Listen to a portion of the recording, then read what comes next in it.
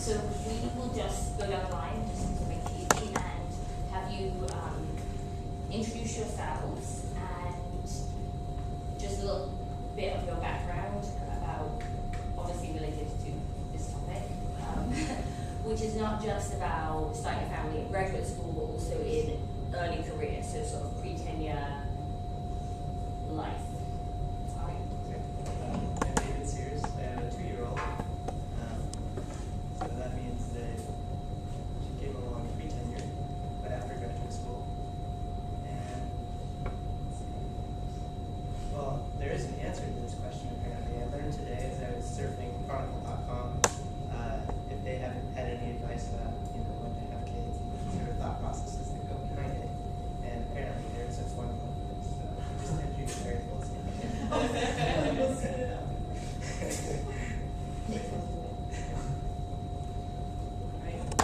I'm Heather Cervati-Sky, and I have 2 children, 2 girls. They're 5 and 9.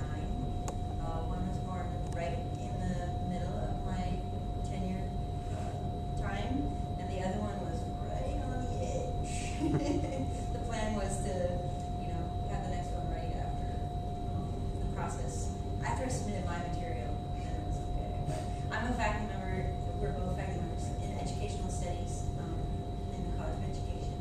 And I didn't get married until I came here to Purdue, and I taught for 3 years somewhere else.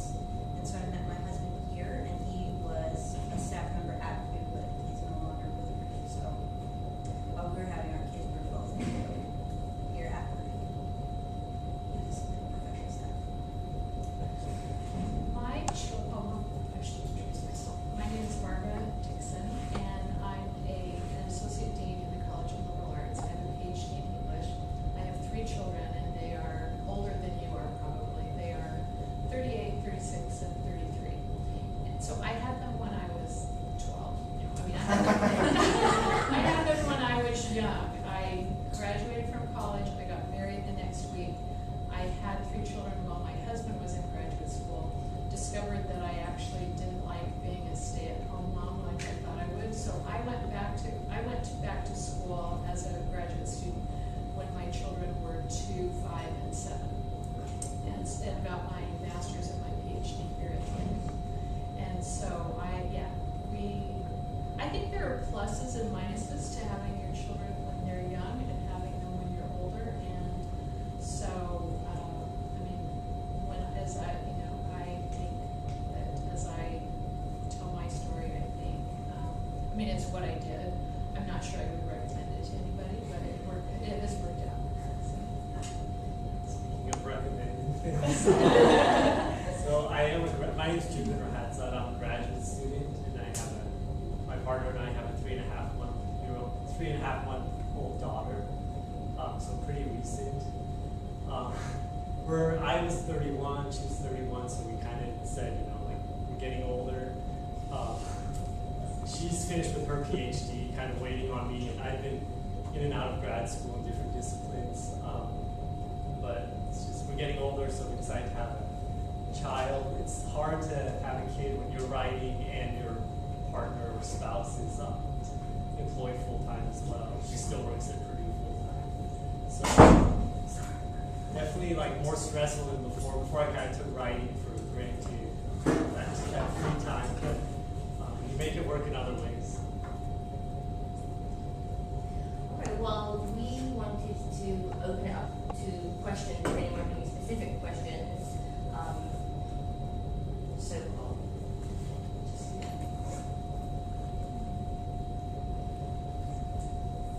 Could you maybe speak to, I don't know how personal to make this. So, just with you and your partner, what kind of conversations did you have about decision making, and what was that like? What did you think about? What were the factors that went into everything? I guess that's a good starting point. I'll take a stab at that. Actually, I want to follow up on what June was saying too, because I think we start to identify some of the key categories that might come up in that type of conversation. Age or health, I think, is one.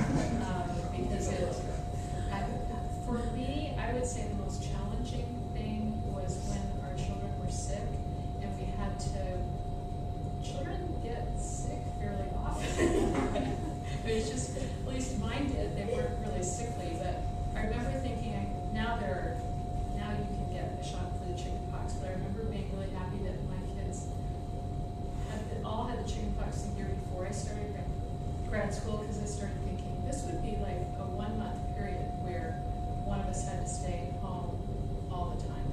So there were lots of cars going back and forth where, you know, I'd park outside a building and you've probably both done that, and one person comes out and the other one, you know, so it's, I would say you have to count on illness and kind of talk about those things. Hopefully your baby hasn't.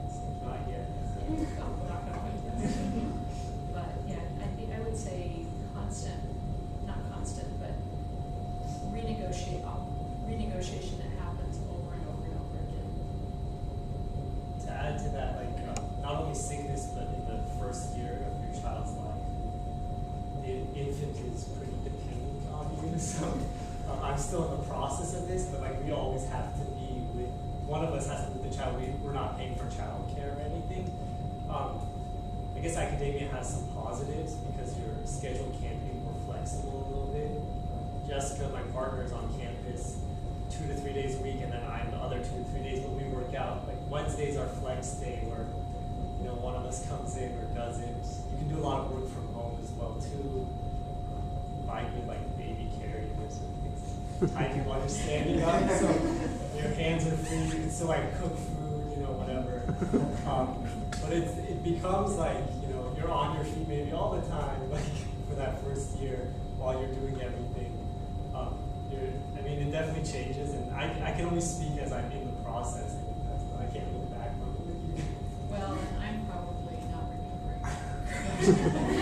Well, and I would add too, from my experience, that my husband and I were both very well established in our careers, I would say, when we met, and were very set in our ways, and are both quite stubborn people. So even just us connecting as a couple required a good bit of negotiation, even before we had kids, in terms of needing our own time and needing our own self-care. And so we definitely also had conversations about, you know, sort of how is this going to work out. We do it every semester because my schedule changes every semester. His is a little more flexible, but the girls' schedule also changes now every semester, depending on different issues that are going on. So we have to sit at the beginning and say, okay, what is pretty much each week going to look like, and how are we going to manage it? When are you going to go to the gym? You know, when am I going to be able to go to work early? What day? And how do we work it all? How do we work it all out? And when do I get to go and have dinner with my girlfriends once a month? I mean, and when is our poker game? Because we have a monthly poker game. I mean, so we have our months and our weeks are mapped out. And I don't like planning that much, actually. It's not my go-to sort of life approach. But in the life that we have right now, there's no way around it. And we are very, like, he really doesn't like it. And I was like, seriously, we have to do this.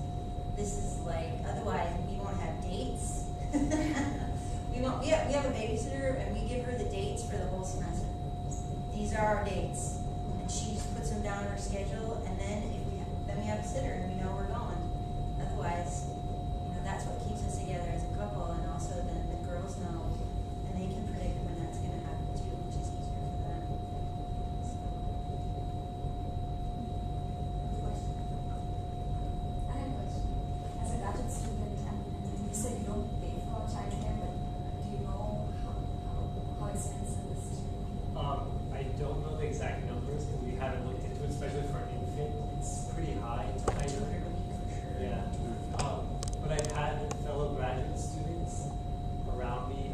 One of my office mates had twins, and his wife actually left her job because it was cheaper. And she was salaried. She was some kind of engineer in town, like a decent job. But left her job. It's cheaper to do that and take care of the kids than it is to pay for the child care. Although the Y is quite reasonable. I just had a friend who started her children going to the Y for childcare, and that was a lot more reasonable. They really liked it. So the Y's okay. I just had a quick question about, what sort of child support services does the university provide? Or, when you're a graduate student, this depends on different institutions, of course, but sometimes they have like laboratory schools or like preschools that you can sign up for. I was just wondering if anyone had taken advantage of services provided by the university. I did not. No? Are there? I called at the beginning to see if I was going to with the first child, and then there was a really big long wait list, and I just went someplace else, and someplace closer to our house. Mhm. Because either we want a place close to the house or close to Purdue. Right. So I know at Illinois they have a laboratory school there, but the sign up list is like 2 years or something like that. So you basically have to plan ahead. It's the same year too. Yeah. Okay. Is my understanding. And then part It's of no it- less expensive, it's usually more expensive. Right. Okay. Part of the discussion around that too is philosophically, like what kind of experiences in education you want your child to engage in. So there might be people, and Jessica and I are having this conversation right now, like that you might not want to go to the Purdue lab school. You know, you might choose another kind of preschool or daycare or things like that.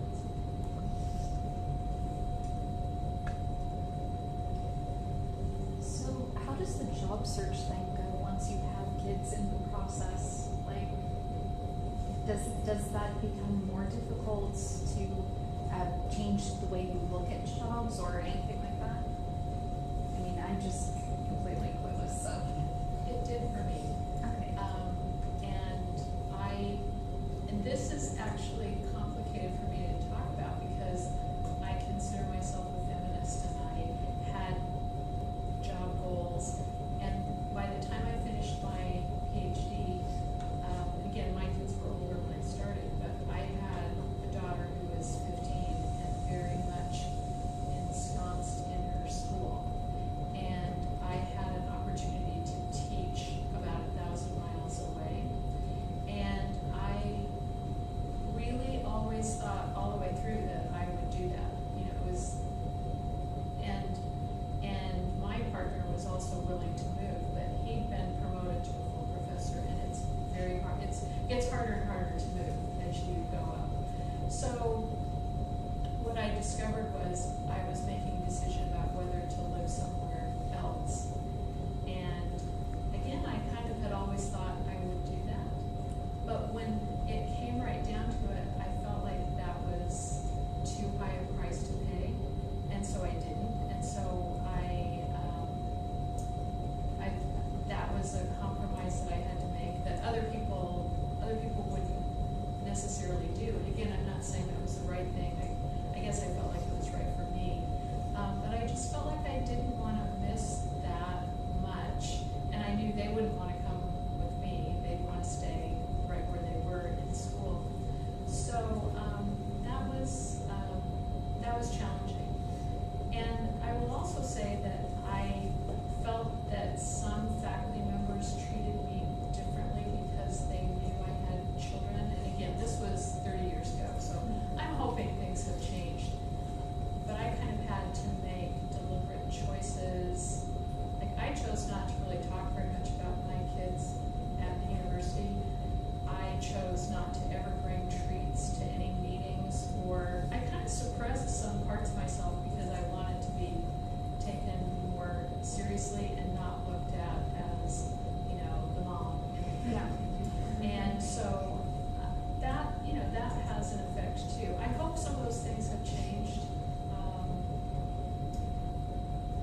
I actually talk about my kids, and I think part of the reason I talk about it with my graduate students is the reason why we're having this panel, is because I want them to, I mean, in that situation with my students, I would say faculty is different, but with my students, I talk about my kids a good bit, in terms of the work-life balance thing, and I talk about how I try to negotiate that, and they had fall break last Friday, and I brought them to campus. They worked quietly and did their own thing, while I was working on something, you know, sort of next to them. I bring treats to my students. I don't bring treats back to me. But I do think that there's something there, though. There's something there around, like I set some pretty big limits, and I think some of my colleagues don't like that I set those limits, but they're very much related to my family. So I don't check my email over the weekends, ever.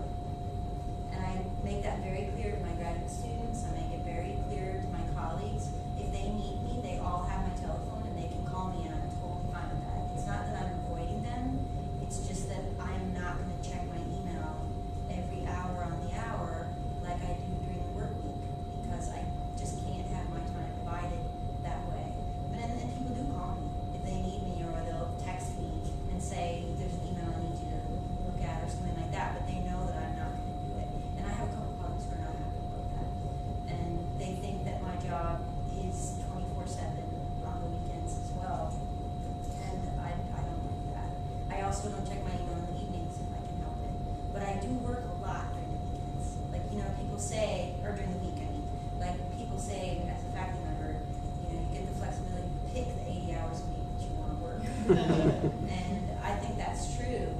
And I have clustered all of mine in the work day weeks. So after the girls go to bed at 9, I might stay up a couple hours and do work, which is my choice because I don't want to work on Saturday and Sundays when I can be with them. And I don't do that every night. But if I have a week that's heavier, where I need to do some extra things, that's the way that I work it. And having that like flexibility of hours is one of the lures of academia, right? However, I think it is kind of nice to start appreciating being 8 to 5 or whatever. Yeah, like you do. more so because it gives you that structure to figure out like this is my time to work. It's dedicated. I'm not going to be distracted by other things. I can see that working, but otherwise, like I don't like scheduling either, you know. And now I'm finding that it's just kind of a practical thing, and I can get over myself. So. In that respect, I really want to know, so during your free tenure, that time, how do you manage your research, your writing, and your teaching service and your child? And your child might not really abide by your flexibility, as small as they are. So how do you do it all?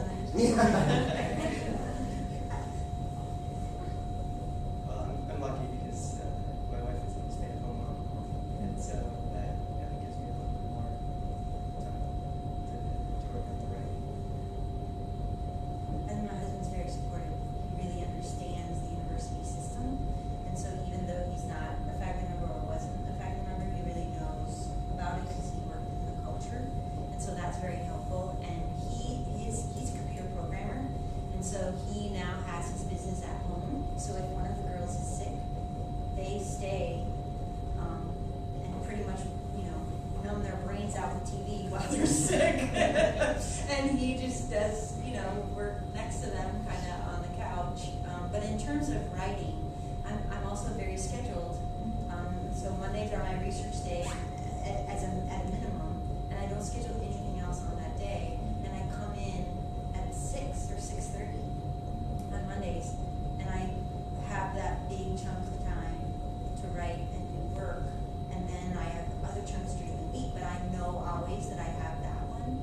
And then if I start my week out with having made some kind of accomplishment on my scholarship, then everything goes a little bit better. Yeah, I think having it on a Monday is really nice. It works really nicely. And the other part for me then is that the girls know I've been with them all weekend, and I've tried to be undivided as I can be. I've done this now for, a long time. This is the way we've done it with Mondays, and it's worked out with my partner too. And then, I've been out with them, and then I write them little notes on Monday morning, so when they wake up, they go down on the table, and there's little notes from me. It's like this whole schedule we have now. So I had a doctor's appointment yesterday, and I had to leave early, and Mia goes, well, what note are you going to leave me? And I'm like, oh, it's a Wednesday, I don't know what to do with that. So it's not perfect, but it is about knowing, because I am a morning person. So I can get so much done from 6 to 10 that I can't get any other time of the day. And for a while I didn't have any of that time because once the kids were born, I just I never got to use any of that time. And so we had to have a sit down and say, I'm not getting any of this ever. So, and then my husband works from 10 to 2 a.m. So some nights he comes to bed at 3:30 and I'm getting up at 4:30 or something. I think it's a lot harder for a woman at the beginning, like whether you're going through tenure process, whatever. If you're breastfeeding, Jessica has a commitment that maximum 4 hours can be away from Leela. So her chunks of time right now are very segmented. And, she's not. She doesn't have a research position here at Purdue. She's a continuing lecturer, so she doesn't have. She's not getting that much research done. She's for the first time considering not going to the annual chemistry society's conference. So that's kind of hard. These discussions come up, but I think there's maybe a double demand for a female as opposed to men. So I bumped my office. So I breastfed when we were girls, but that's just how I did it. And it was nice to have an office where I could do it, and it was still difficult to manage the bottles and everything like that. And some days I don't know how I did it, but it worked. And the university has a commitment to make sure they provide places where, if you don't have an office to yourself, your department must find a place for you to. That was before, I think, at least before the first, after the first one before. But I had my office. But we've had students who have had children in needs of bump, and there's been opportunities for And the students. Jessica and I bring Leela to school. She gets passed around to some of our co-grad students as well as other staff in Purdue that say they're willing to launch her. It's more for fun. We haven't actually left her. It's kind of like it's being showed off. So it's still that stage. I'm sure it changes as they get older. We have 3 babies on my research team.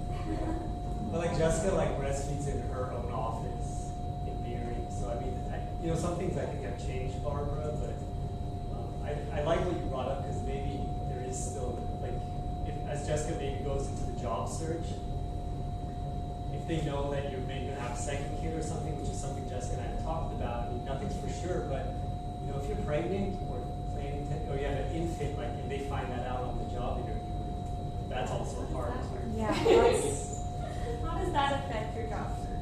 Well, I don't know. I mean, I don't know. I had a university approach me, and they knew I was pregnant, and they asked me if I would apply for a position that they had. So I don't know. I think it might be a little different. Oh, I think it is, and I had a particular faculty member who made it really clear that he thought graduate students should be unmarried men. I mean, I'm sure he has retired by now. He also, this was only 30 years ago. He also smoked constantly during class. Wow. And several of the other students did too, so I'd leave. So things have definitely changed, and I'm sure it would be a different experience for me now. And I feel like I have been kind of negative, so I want to say something positive.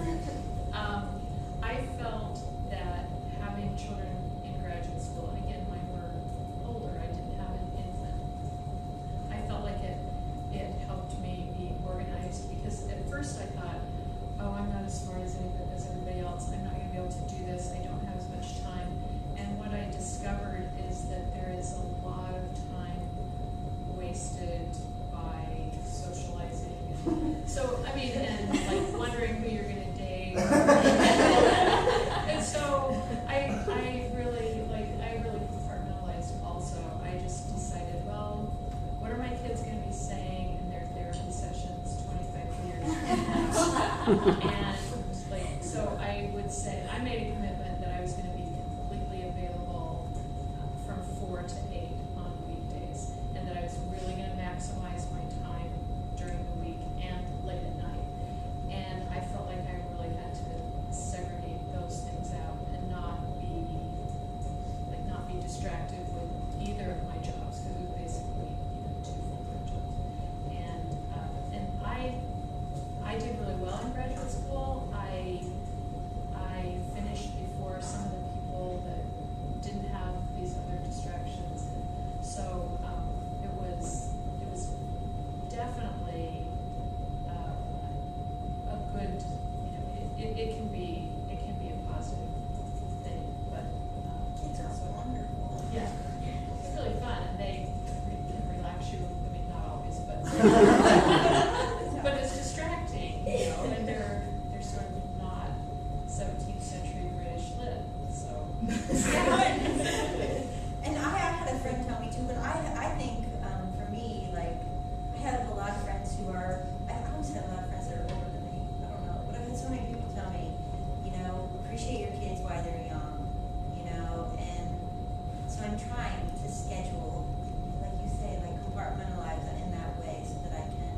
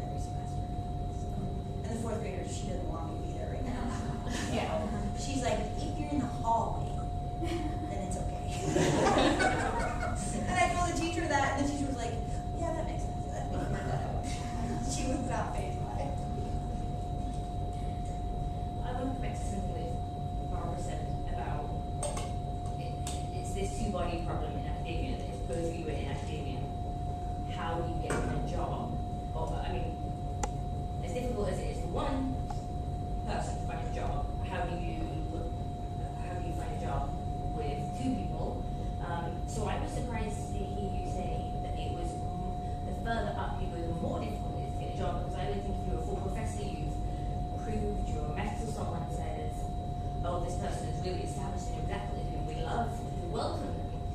But apparently Yes, but every once in a while, a department will get the money to hire a full professor, and maybe that's like $110,000 or $120,000, and they can hire 2 assistant professors for that. So it's a matter of when money gets tight, then unless you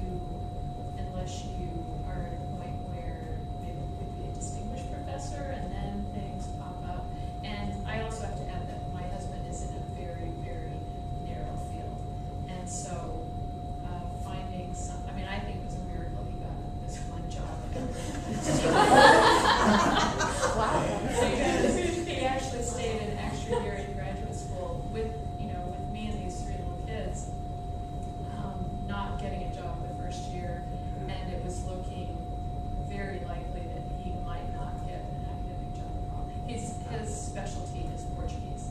So again, not every university has a position in Portuguese. So it's challenging.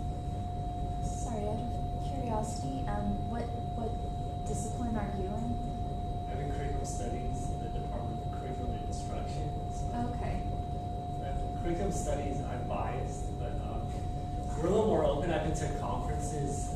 There's kind of like a lot of reconceptualist thinking where things are rethought and reevaluated in a way. So a lot of alternative thinking. But I've been to conferences where people bring their kids, for example, and this one graduate student, she's from Kent State, I can remember. We were in Ohio at a conference, and like she had the baby all around going to sessions, but then when it was her session to present, like her husband was there, just like kind of popped in, took the kid, and then she presented, and then afterwards she was back with the kid like in a sling. So, there are academic disciplines, maybe few and far between, that allow this kind of stuff to happen. But like my advisor here at Purdue, Joanne Philly's really open and understanding about all this. So she's had other graduate students with children as well too. So all these factors, I think, go into play. Like, if I wasn't working with Joanne or like some other things were going on, we might have said like, wait, like I don't know. How long have you been with your partners before the decision to launch? About 5 years.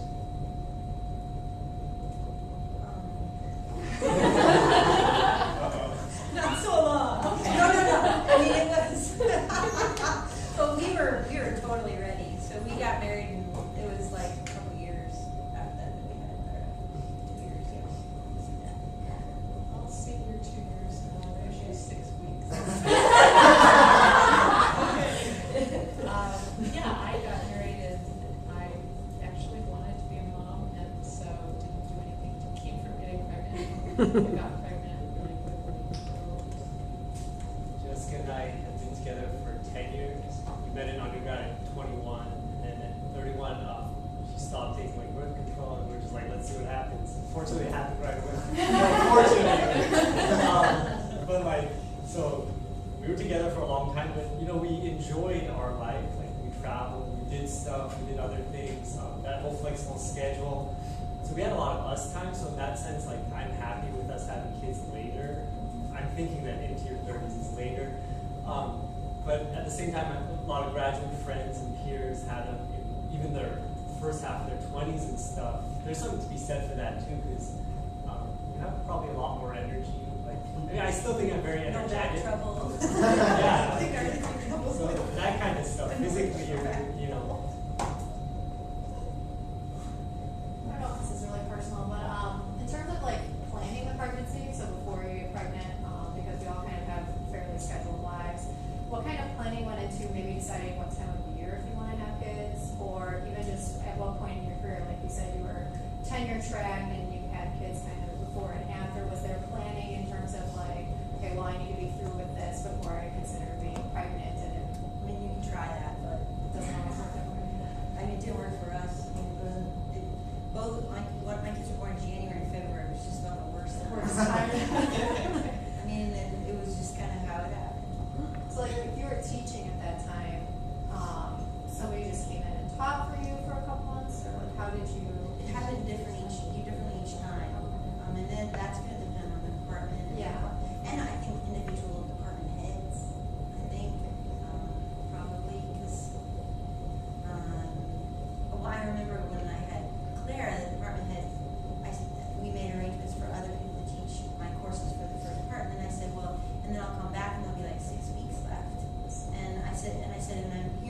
I'm supposed to be back and in, you know, working. And he's like, yeah, you're working. And I go, but do you want me to go back to classes? He's like, no. I go, but then, he's like, you're working, right? I'm like, yes, I'm working. He's like, all right, son. I said, okay. So, but the other one was a little more complicated. Then I came back and I co-taught the courses the whole rest of the semester. But it was a co-teaching thing then. So it was still hiring adjuncts to teach both of my courses. Yeah, that's right. So I mean, I don't know that the planning works on, I don't think it works very well. Did anyone give you advice that you found particularly helpful? Barbara used the example of sitting down with making a list of tasks, and you probably don't remember, but you told me that years ago, and it stuck with me. I've never done it, but I've always I always wanted to, because I remember you said that you made a list of everything you did that you were responsible for, and said, okay, which of these tasks do you want to take? And I think that is, you weren't giving it as advice, you were just saying what you did, and I have always thought that I never even wanted to do it. Oh, yeah. She does it for her kids. She just doesn't. I give my kids to, yeah. So did anyone ever give you any advice, either intentionally as advice or just stuff they shared along the way that you found helpful or that you draw on, come back to, think that it was helpful?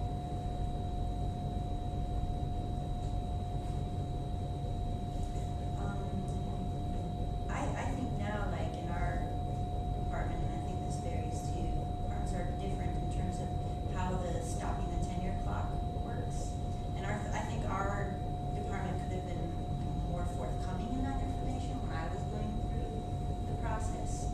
So that was one thing that I talk to people about now is even if your program, your research program's going fine, and there's like everything's going fine, I think people should just request that extra year as soon as they know they're gonna have a kid and sort of stop that tenure that clock so that they can have that time. But then of course it depends on the culture of the department. Because then some departments and some department heads might not appreciate that, or they might not want you to do that unless there's a perceived need for you to do it. But I think it's best for departments just to tell the person it's already done for you. You've had a child, it's already there. I know there are departments on this campus that do that. There's not a conversation or an application for it. It's just something that happens. That occurs to me.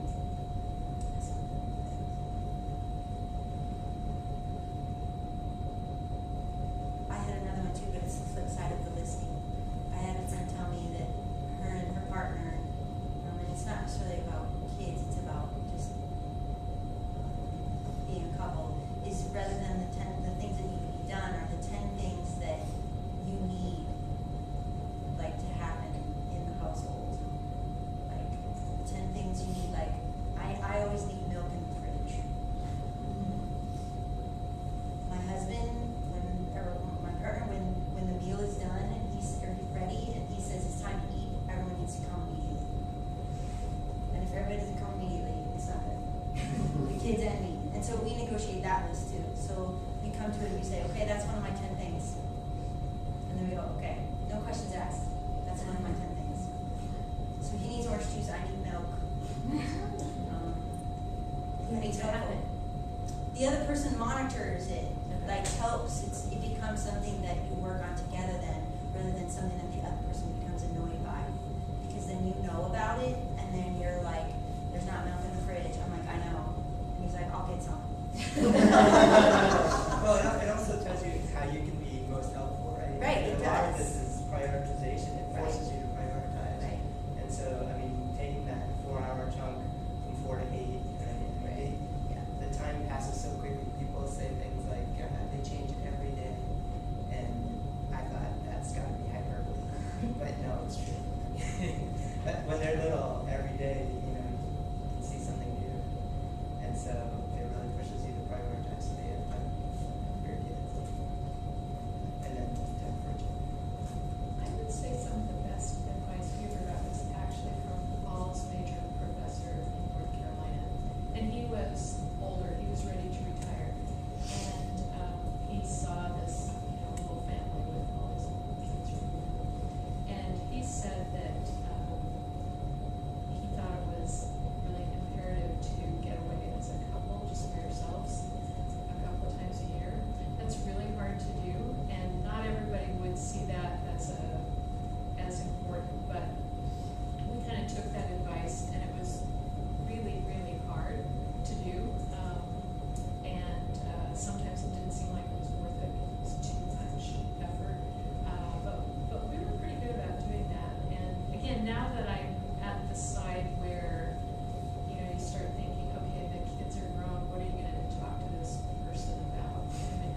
I used to really worry about that. It's like, I'm gonna sit across the table from him and we are no longer gonna have anything to talk about. And so just kind of nurturing that relationship between you and your partner, I decided, I'm really glad we did that. As hard as it was, and even though sometimes I didn't think we should spend the money or be away from the kids, I think that was a pretty good thing for our relationship. Has any of you had family at the same location where I have, my in-laws are relatively close, like 2 hours away. And then her like extended family's in Frankfurt, that's where her mom's side of the family's from. So they're close. Without being like very mean or anything, I don't think it's like that much help. I think I would like to have my mom closer. She's in Portland, Oregon, so where I'm from. So like that's far away. But when she came, she like cooked a lot of food, frozen. Like that's a big help. She came before the semester started. And that was huge. Yeah, I mean, I won't go into too much detail. Maybe it depends on the family. Yeah. I never had anybody closer than 1,500 miles away. That's just the way it has been. Which I also kind of feel sad about not having my children have close relationships with their grandparents. I actually have a question. I regret my wife just had to take a call. But we are both in graduate school together right now, both the same age, both at the same stage of the graduate student process, or the graduate school process. And something I found really striking listening to all four of you is that in all cases, you seem to have some kind of extra circumstance outside of simply being in graduate school or, in your case, in the early stages of an academic tenure track position. Whereas you have a stay-at-home partner, you were not in graduate school, you were more towards the tenure acquisition process. You were a stay-at-home mom until your kids were a little bit older, and you have a continuing lecturer who you said is kind of seeing some of her professional development at least be put on hold for the time being. And so that's just making me think right now that if we're both at the same stage of graduate school, that having a kid is terrible. Because it seems like either one of us is going to have to give, or it's not going to be feasible. I actually wasn't a stay-at-home mom. I worked. Oh, okay. But still, I wasn't in grad school, and that is different. What, could you speak to, I think like, the friends of yours who just be in that exact position, both Oh. dissertating and having twins? And Yeah, and Hannah and I have a friend in common who had twins last year, and again, I mean, that wasn't planned. I'm not sure whether the pregnancy was or not, but the twins totally threw a crimp into their lives, and also they are very green, and so they did not want to use disposable diapers. They wanted to make minimal impact on the earth, and then suddenly there were these two babies. I will say that in that case, they made a decision to focus on the one that was closest to getting ready and get a job, and that happened to be the man. So he now, and our friend actually got really slowed down by this. She pretty much could teach her classes, she had a TA, and not do much else. She did not get much research done. So that's I don't know how different that would have been with a singleton as opposed to a twin. I think it probably would have still been challenging, but twins were that was really kind of off the charts challenging. So I think that, and then again, it's like the balancing of, kind of better be her turn next, when the next kind of thing comes up and they have to make a choice, and because the brunt of everything really fell on her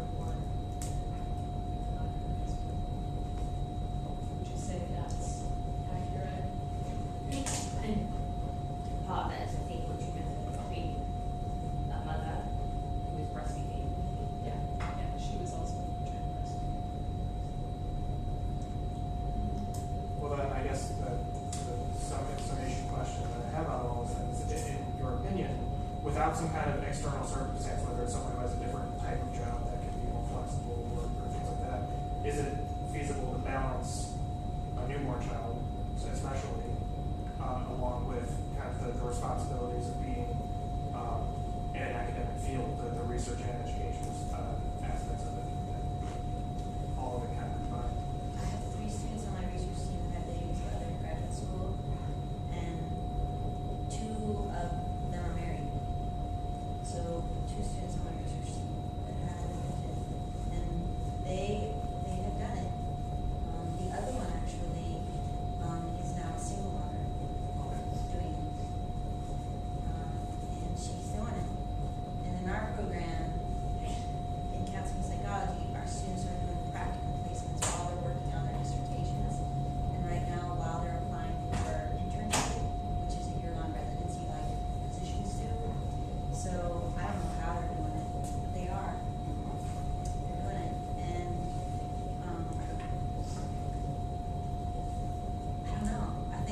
I don't know. I don't know what their strategies are. And I've tried to be supportive of them, but I think it is quite straining, quite difficult, but they really wanted to do it. So there's the 3 of them. I have a friend not in education. She's a single mother. When she started her master's program, they were like 3 and 5, I want to say. I mean, that's a pretty big thing to do as a single parent. She did publish some as a master's student too, so I mean, she still did that. She got her master's degree. So, I mean, she's thinking of going into a PhD program now, but, you know, if people can do it, then, you know, it works. You know, however, even though my partner's, like, research side kind of took a back seat, like, even though that first, like, month or whatever, like, an edited book Hannah and I are doing, we had to change deadlines on it for the people that are writing chapters for it, because like I was just like I wasn't reading like anything, whether it was the abstracts, this or that, like, you know. And so some things get thrown in the mix, but like I think you can still make it work in some ways. I mean, our project is still on course, so.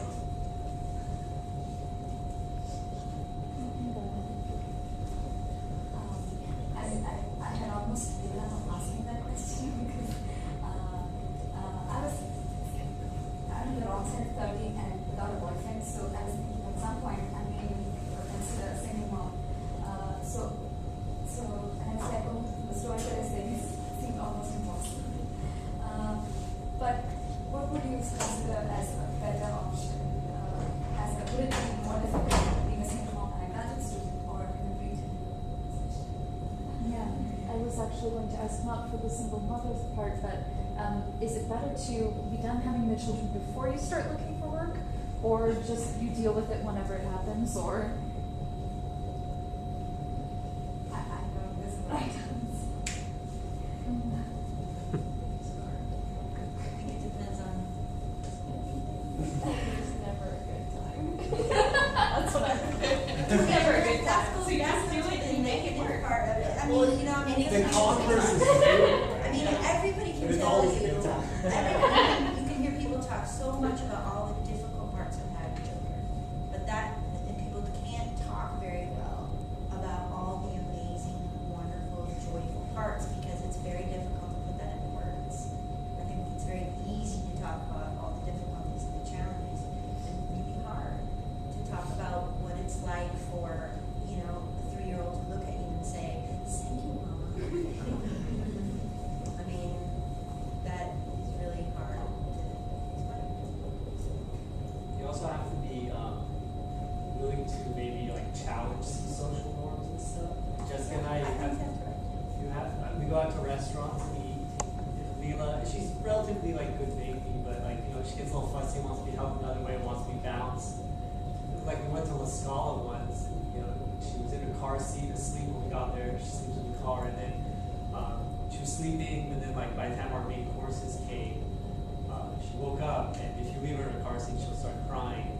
So I just held her like on my lap as we ate our main courses, but like you gotta bounce her, and like, you know, I tend to eat faster than Jessica, so now like I eat at the same pace as Jessica, like holding Mila. But you know, these things are possible to do. So, and I mentioned I've seen kids at conferences, like infants at conferences. So yeah, I mean it is hard to talk about the positives, but you see these things happening, and most of us would think a graduate student with a kid at a conference and trying to network and stuff, like, you know, a lot of people are like, oh my gosh, like this person's gonna be my, like, how, if we hire them as faculty, like, this person like will bring their life into the office, and some faculty probably don't like that, you know, but we can challenge these norms, and we can try to, I mean, if we don't take it upon ourselves to a certain degree to do that, you gotta find, like, navigate the fine line, but if we don't take it upon ourselves, then nothing will change. To separate our home lives and our work lives, especially as academics, some of the research that maybe some of us do, I know, like, I'm interested in, is that, you know, our whole lives are like part of what we learn, what we know, this kind of stuff. So if we're producers of knowledge also in the academy, like, to keep these things separate, like, that doesn't make that much sense. That's my end. One of the real positives, I think, for our family is that I told you I had 3 kids, but 2 of them now have PhDs, and the other one has a master's degree, and she feels kind of like out of the conservative family. And I say, you could do something about that. But I think they grew up knowing that education was really, really important in our family, seeing me read all the time, knowing that I was going to classes, knowing that, you know, their dad was interested in always learning and so on. So that, I think, was a plus for us, having actually the kids see me in school. And that's probably true for your kids too, Hannah, that they're watching what you're doing,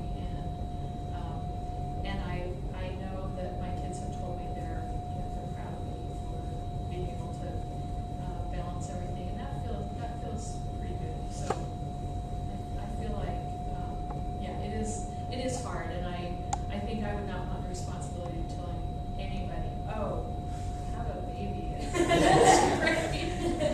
Do it. Because it is, no, I mean, it's challenging, it's expensive, but it is really, really wonderful. Well, those questions, your questions, both of your questions get at something that you said, David, at the beginning, that I hear from everyone that going from being a grad student to being a pre-tenured faculty member, they said, you know, everyone has said, if you think it's high pressure now, if you think it's busy now, just wait. And I believe them because they have that perspective, but I also think, how is it possible that things could be more busy? I mean, but I know that it will be, so how is it possible? Because that's the idea about me having kids, because you have to spend time with kids and you want to spend time with them, right? So is it really more busy? For you, I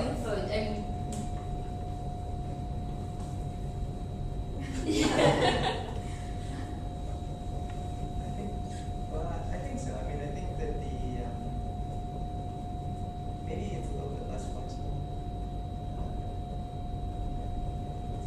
I mean, as a faculty member, if you're trying to publish and get grants, right, and supervise students and teach, compare that to what you're responsible for as a grad student. And so, yes, there are only 24 hours in a day, right?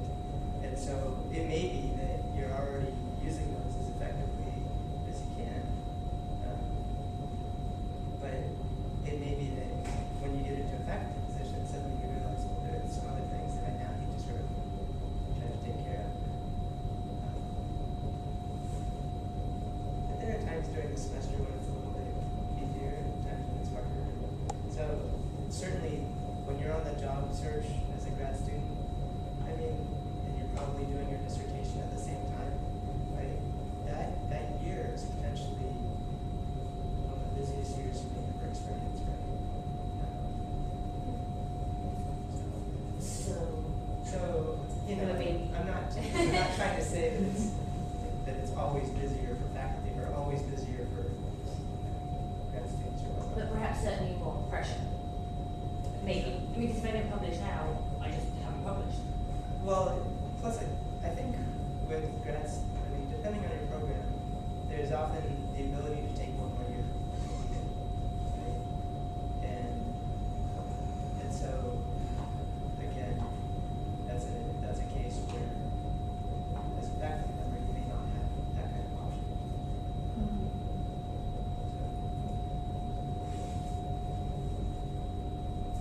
We have time for one more step. But I should also add to that, this was before, I mean, what's adding a child into that mix, for me, got me to start drinking coffee. So,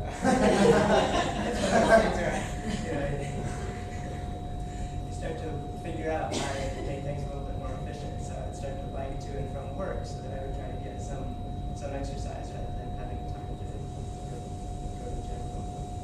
After I got tenure, I really reevaluated sort of how I allocated my time, because I really did cut out friendships. I really did cut out a lot of my self-care, I think, and different elements of my personhood. And so when I got tenure, I was able to really bring some of those elements back into my life.